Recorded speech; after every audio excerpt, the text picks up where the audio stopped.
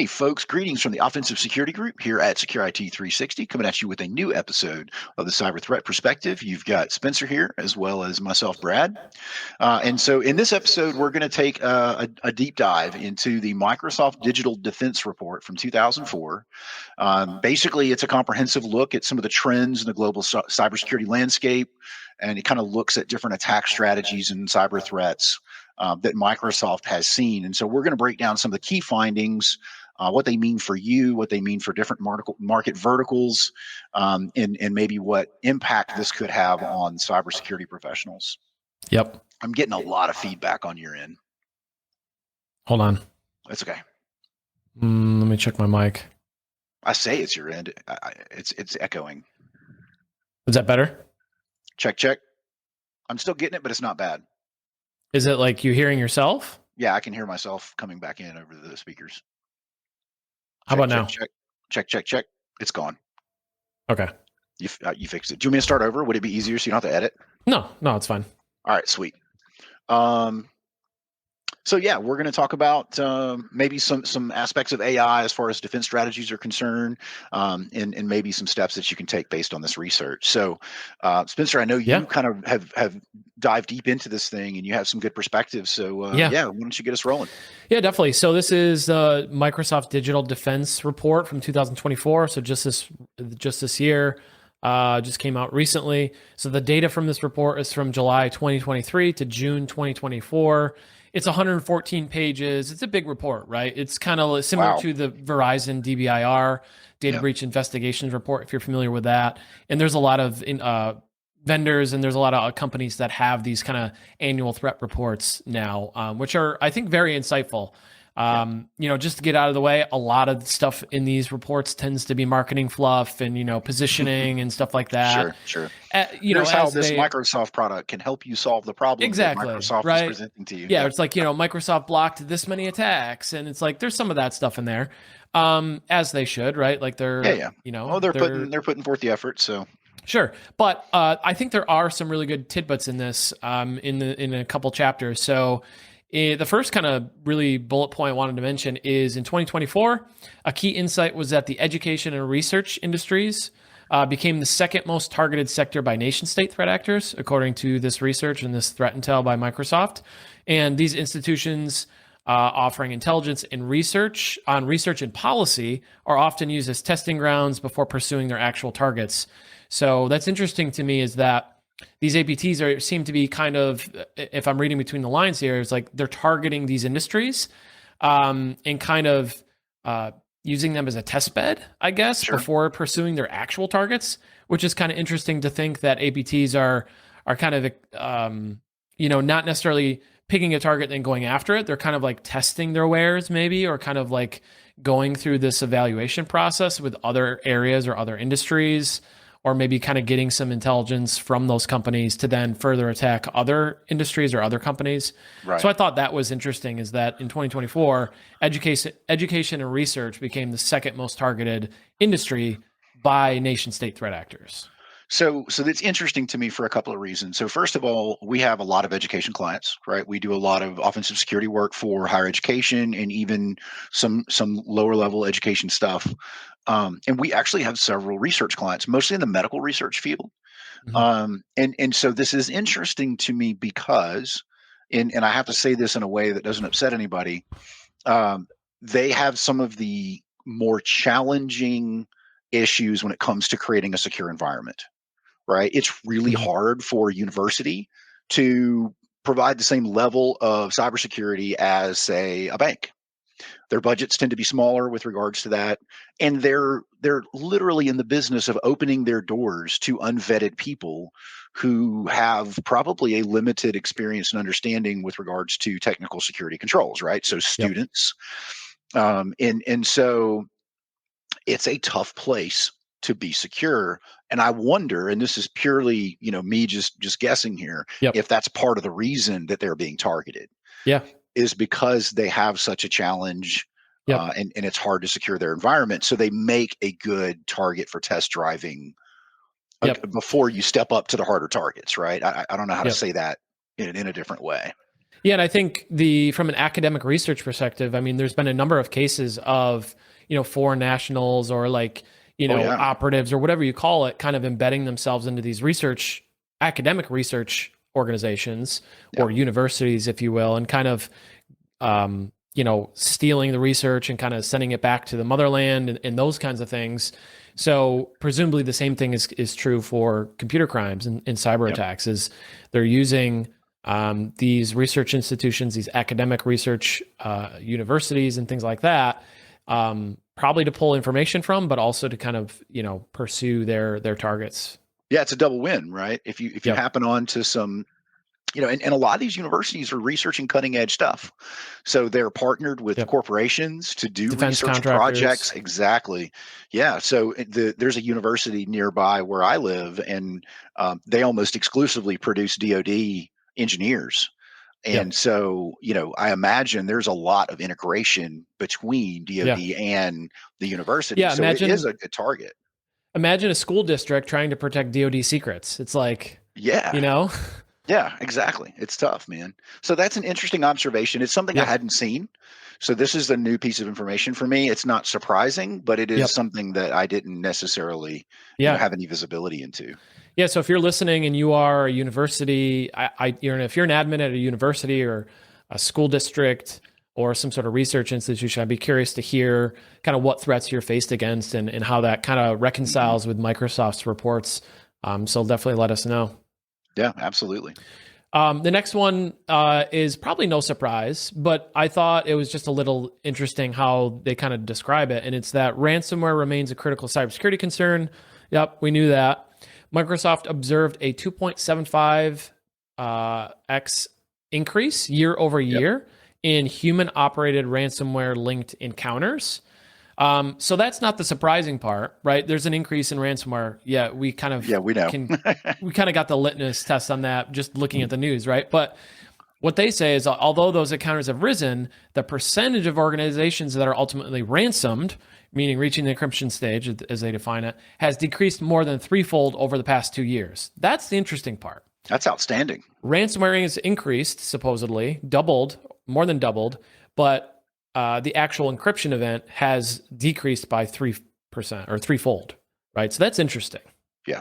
That just means the cyber community is resilient, and we're getting better, which is honestly, you can't say that in all areas. So this is a win. Yeah. It's a huge win, in fact. So I'm surprised to hear that, but I'm glad to hear it. Yeah. Yeah. And I didn't look at other research or kind of reports or anything to kind of corroborate this. I'm just kind Mhm. of taking it at face value, but I think that's an interesting stat. And like you said, I think it points to the hard work that everybody's doing. Everybody who's listening who's a defender in an organization, or if you're a pen tester or whatever, like I think there's a lot of sentiment that things haven't improved or they're not getting better. And I refute that. I think things have gotten better. I think there's always going to be a cat and mouse game. Things will always be defeated. But net, I think we are getting better. Just taking it with a grain of salt. Just like my optimistic point of view. Like I think things are getting better. Yeah. Well, But and I think it's reflected in the pen testing that we're doing too, right? So, yeah, when you and I first started working together, most of our internal pen tests were a bloodbath. yeah, It was just, super easy. We got domain admin by 9 o'clock on Monday morning, and we're cruising through the week having a good time. Now we're frequently running into well hardened infrastructures with excellent endpoint, segregation in the environment. And so we're just starting to see a lot more of that. yep, And I think that to some degree is reflected here in these statistics. yeah, for sure. So tech support scam surged 400% from 2021 to 2023, which is crazy because they say in the report that it outpaced malware and phishing. So it outpaced the Combined. 180% rise in malware and 30% rise in phishing. So tech support scams supposedly are like the existential threat to your data and your livelihood, apparently. So correct me if I'm wrong though. These generally target individuals, Yep. not companies, right? Yep. So they're going after grandmas and Yep. people who just don't know what they're dealing with, Yep. as opposed to targeting like organizations. Yeah, Yep. Yeah, that's the interesting thing to me is that's tough. how Microsoft got that data and how they've included it in a kind of like a more of an enterprise report is kind of an interesting stat to see in a report like that. But Well, it wouldn't surprise me to know they're collecting a ton of user data from Windows, which is what almost everybody's probably running. just a So, little. yeah. So nothing surprises me with regards to how they get data, but it is interesting. I did not know that the tech scams were Yep. flourishing as much as they are, but it also makes sense that we wouldn't see as much of that, Yeah. right? Since we're more business focused. Yep. So as organizations move to the cloud, identity related attacks have surged. That isn't the surprising piece. Adversaries are using compromised credentials to access, critical resources, et cetera, et cetera. But the data point that they share in the report is that Microsoft Entra data shows password-based attacks make up over 99% of the 600 million daily identity attacks. And these password-based attacks are password spraying, credential stuffing, and phishing. So like credential theft, phishing type. They say that makes up 99% of their 600 million daily identity attacks. What's the Thoughts? 1%? That's The what I one, want to know. the 1% is like MFA bypass with like adversary in the middle. Okay. Um, what Yeah, else I mean is? that tracks, man. I mean, Yeah, how many accounts do we get with spraying, internal and token external? theft.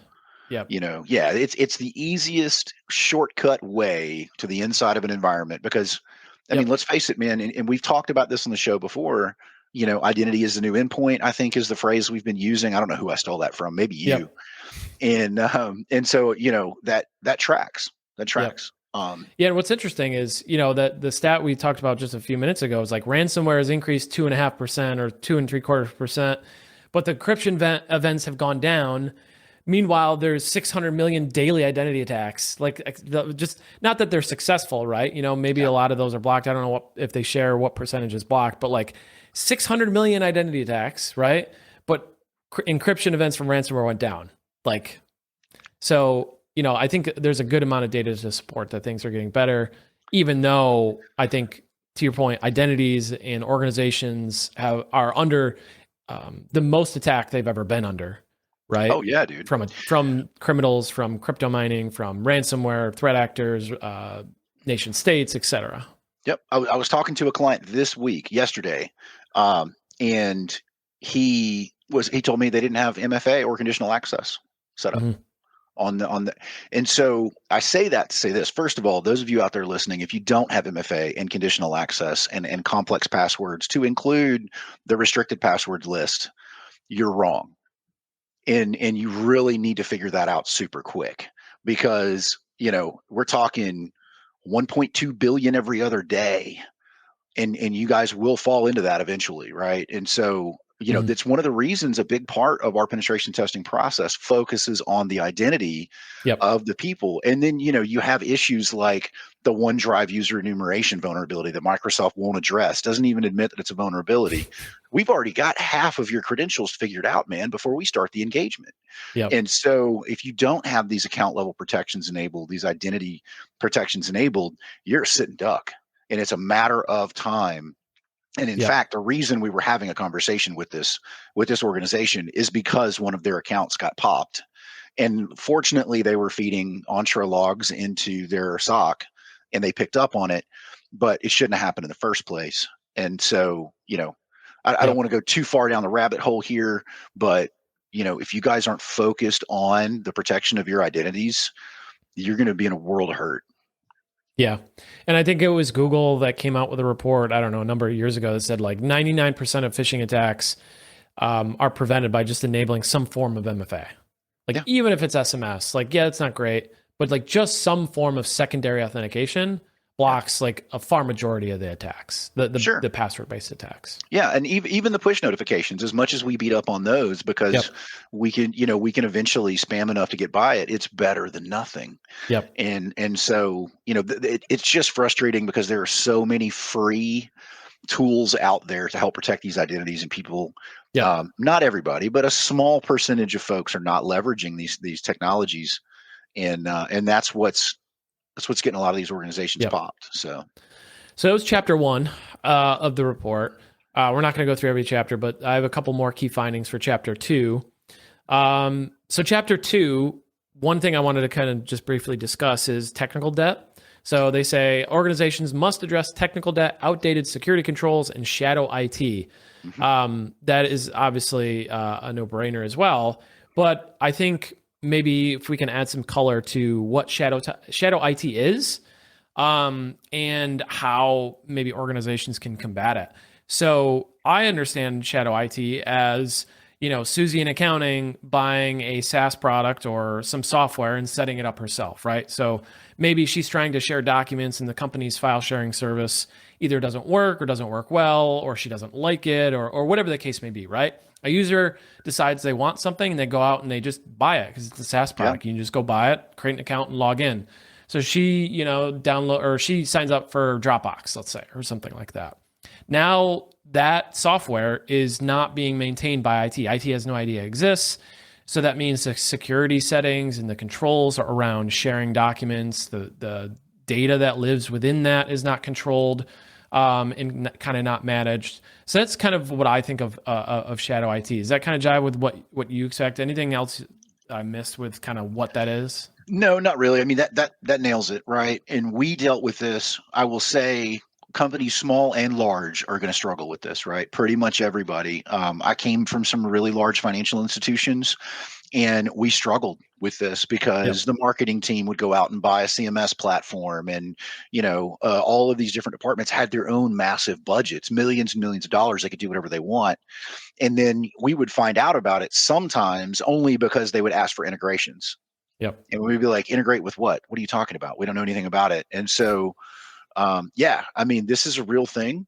And it is also the reason that many of our external pen tests are successful, if I can use that phrase, but Yep. where we're able to gain access to things we shouldn't be able to get access to is because IT didn't know about it, right? And if I had to coin a phrase or use a phrase that we hear more than any other phrase, and this goes for shadow IT and technical debt, we didn't know that was there. We Yep. hear that all the time when we present these pen test reports, and it's probably the most common phrase we hear, other than we knew about that. Yep. That's probably the second most common. But yeah. Yeah, even on internals with Active Directory specifically, there can be a lot of leftover stuff in Active Directory environments, that's not being maintained, or a new IT staff comes in, they didn't really realize that was there. Or in the case of a financial institution that we pen tested, we found this issue and are like, we don't even know who made this change. Like we Right. have a relatively new staff all across the board, and there's no history of this change ever being made. So stuff like that is tricky too when talk about technical debt. That's a tricky thing when you come into an organization, you don't know what's there. You have to try and evaluate it and do some assessments and figure out what's there, in addition to manage all the shadow IT and all that. So let's talk about technical debt. I don't know that we defined that well before we Yeah. pivoted into it. My understanding of technical debt is either old technology that can't be removed, or just more or less outdated things that are harder to support and produce risk to the organization. Is that Yep. similar to your take? Yeah, definitely.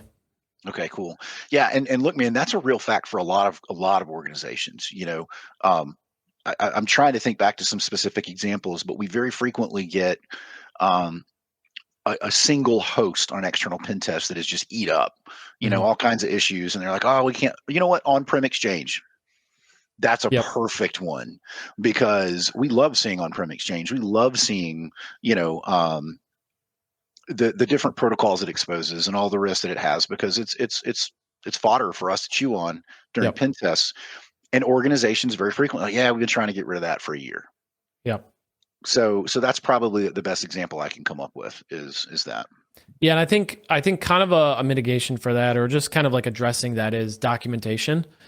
Hmm.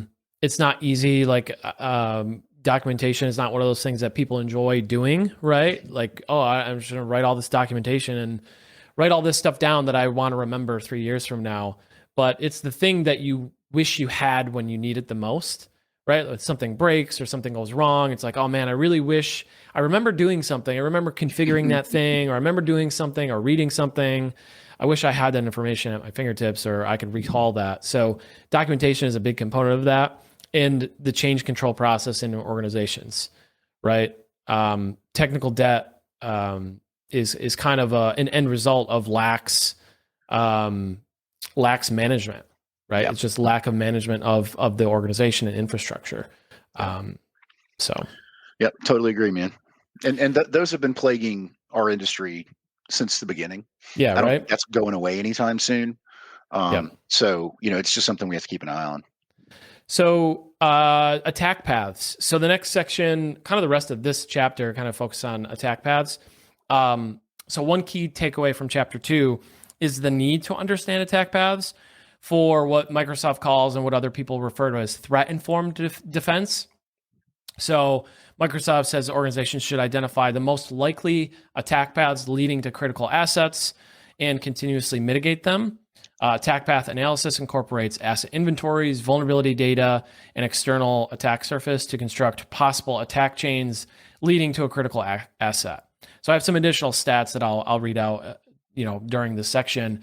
But attack paths is something that we focus on a lot, obviously, and a lot of people do. Yeah. But that's the attack paths is just essentially how can I go from point A to point B, and what are all the kind of the jumps in between or the hubs in between that lead me or allow me to get to an objective. So in an Active Directory environment, let's say once we get access to an environment, an attack path might be to get credentials and move laterally to get to the data server or wherever the backups are, to encrypt the backups or destroy the backups or whatever the case may be. So attack paths are very critical to an attack lifecycle, right? And I think it is important to kind of focus on what those attack paths are and what you have in terms of controls and mitigations at kind of each step along the way.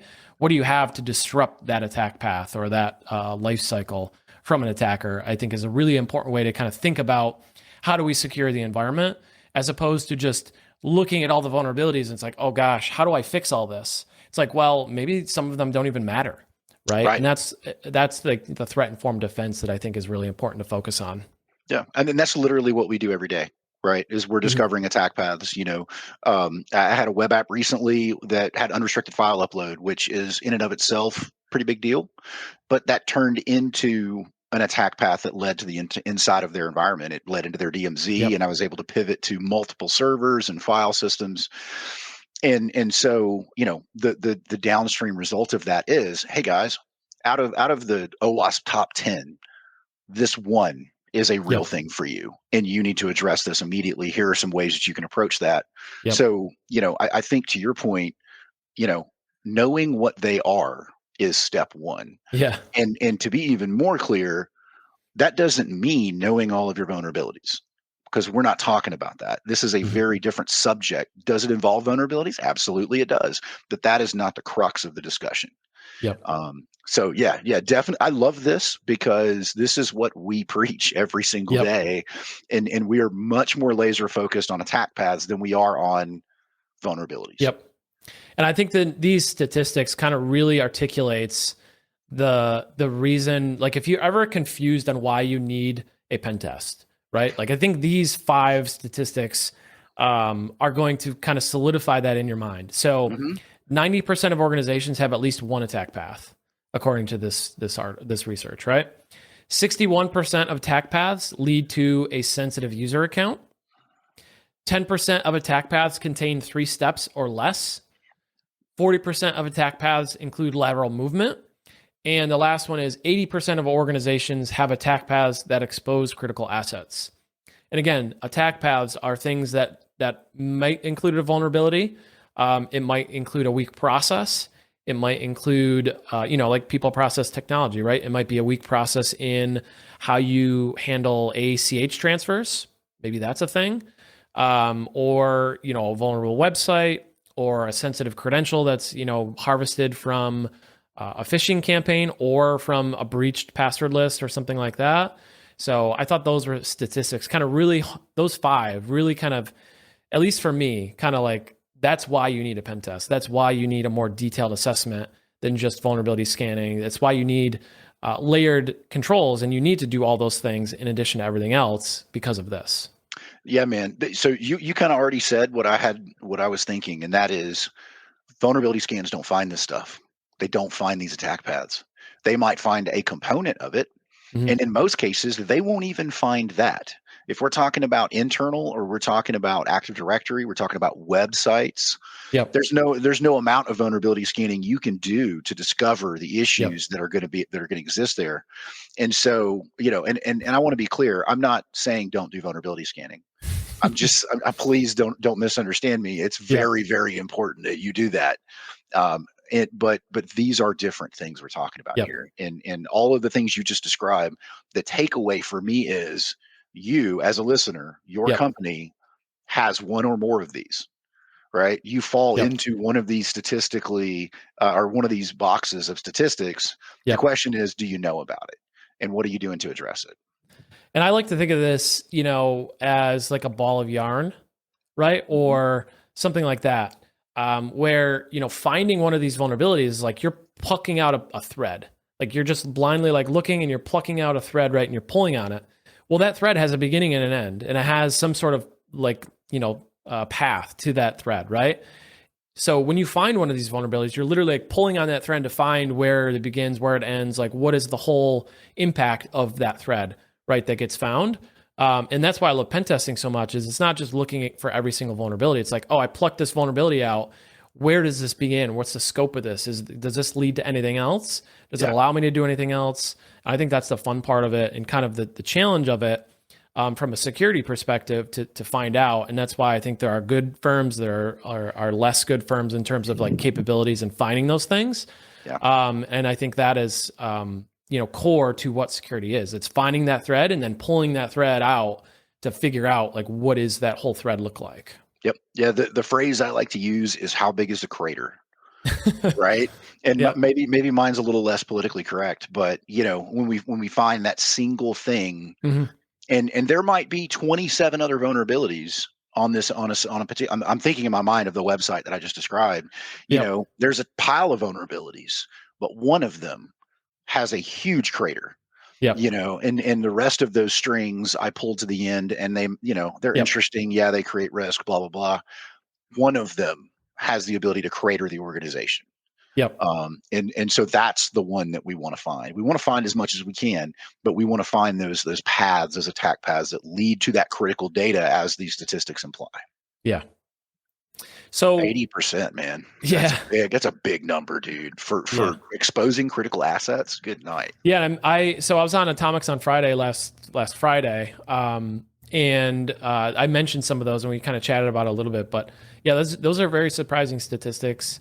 Not surprising when you see some of the environments we're in and kind of what we do, but to see it as a whole in an industry report, just further solidifies kind of like what we're doing. We Mhm. need to do more of and do it better, and help more people. So. Yeah. Yeah, I agree.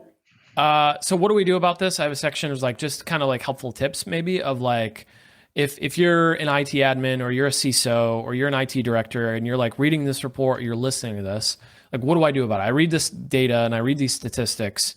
How does this inform my security strategy? So Brad, if you want to go first, the first one I had was like prepare for the worst, but hope for the best.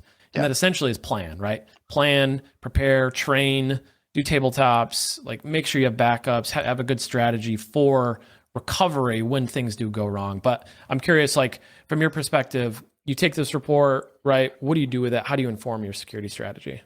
Yeah, man. So, I'm just going to kind of go back to the days when I worked at in the financial world, right? And so, what we would do is we would look at the current threat landscape for financial institutions, right? This is generally known information. There are very few new things out there, with regards to threat actors, TTPs. That's tactics, techniques, and procedures. It's basically the mechanical mechanism by which an attacker will come after you guys. And so, we just tried to educate ourselves on that as best that Mhm. we could. So we identify our critical assets, right?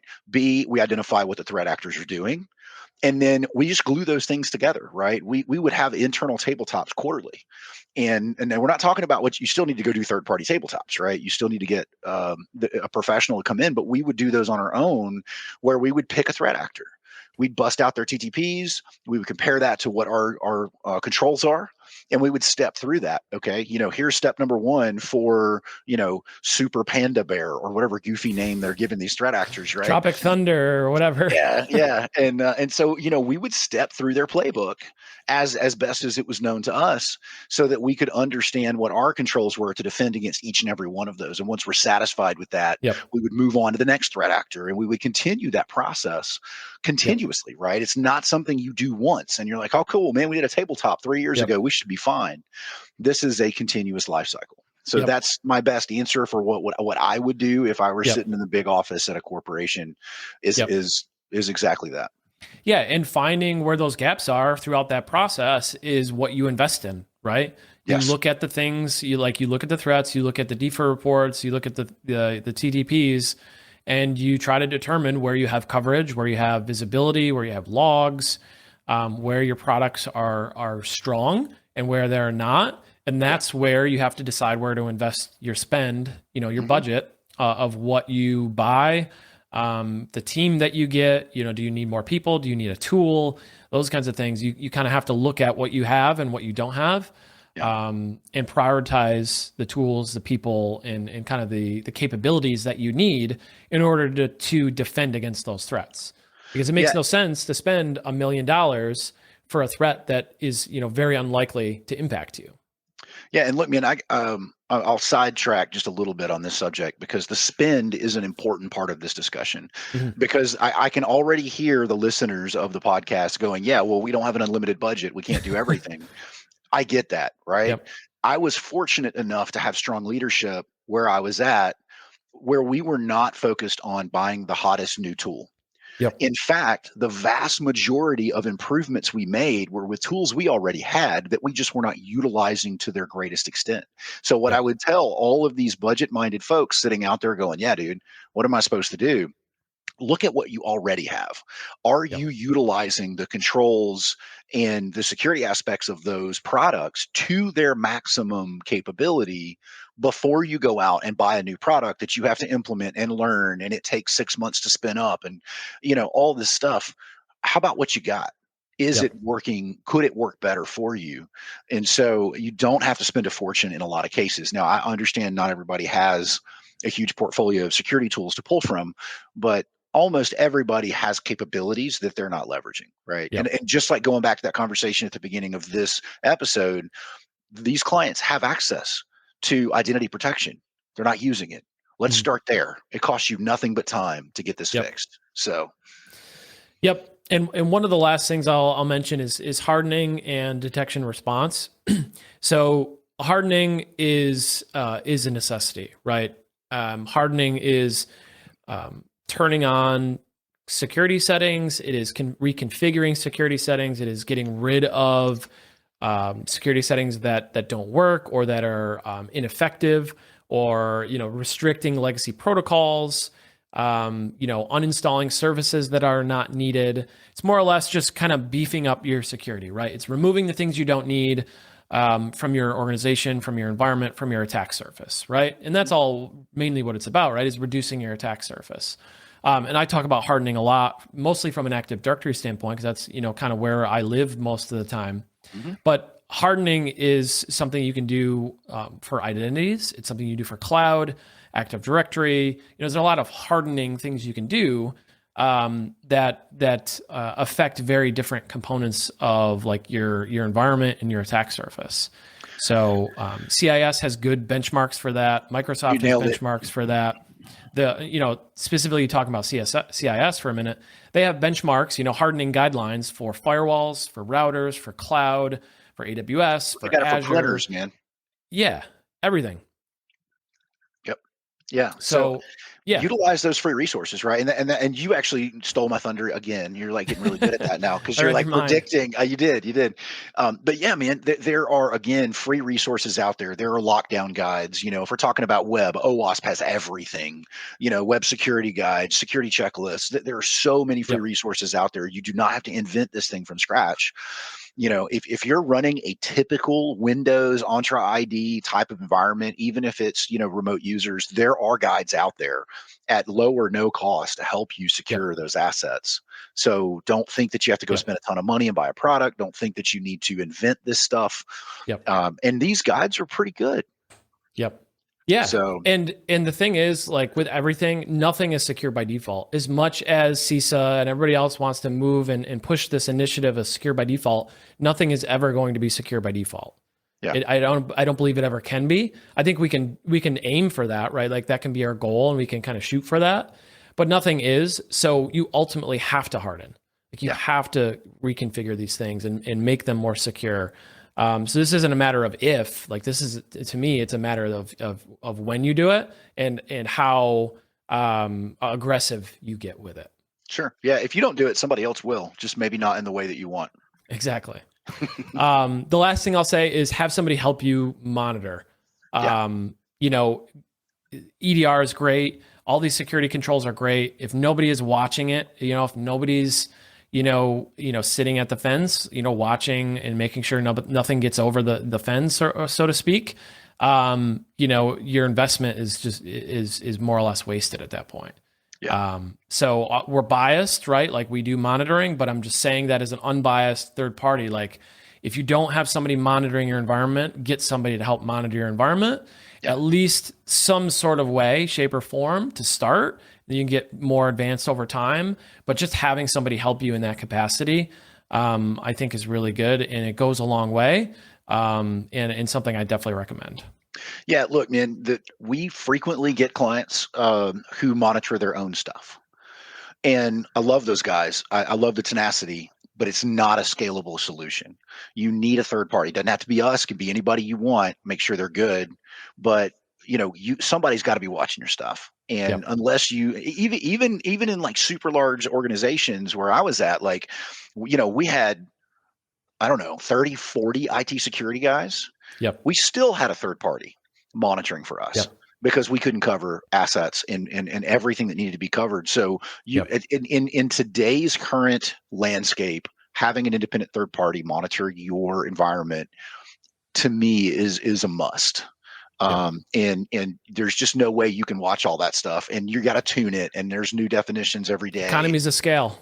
Yeah, man. And so, it's also not cost effective to do it yourself unless you're going to hire a SOC Yep. internally, which who's going to do that, right? Maybe some folks, but it's pretty rare for you to have a budget big enough to hire a 24/7 shop and buy all of the stuff that's incredibly expensive to manage the data.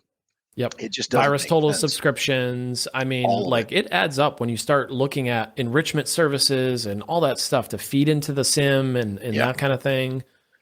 Yeah, man, it's not feasible, right? And so and kind of on brand for what we're talking about, those clients who self-monitor tend to have less success on these penetration tests than clients who have third-party monitoring solutions. And that's not to say Yep. third parties are perfect by any means, but they generally are less successful if they're monitoring their own stuff. So Yep. just keep that in mind.